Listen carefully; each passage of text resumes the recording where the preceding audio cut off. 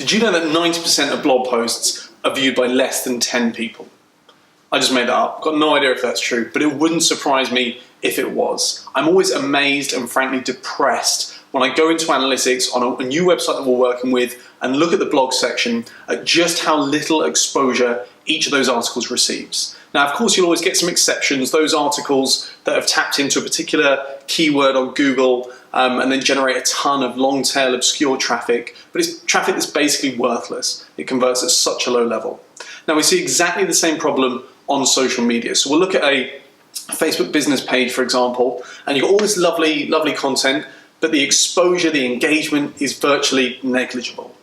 Now, I think the reason for this is that when we look at the creation of content, we tend to view it very differently from a financial point of view in comparison to the promotion of content. We view the creation of content as something that we've already committed to. We're already paying for it. It's typically tied up in our overheads. Whereas the promotion of content is a bit of an optional extra. We don't have to spend that money, so we feel like we probably shouldn't spend that money.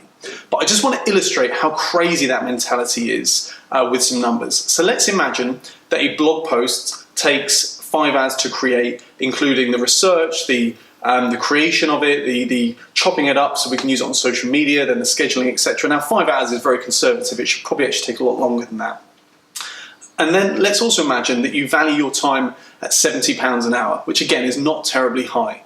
Well, that effectively means that you've invested £350 in that piece of content, and it's going to be seen probably by fewer than 20 or 30 people across the blog and social.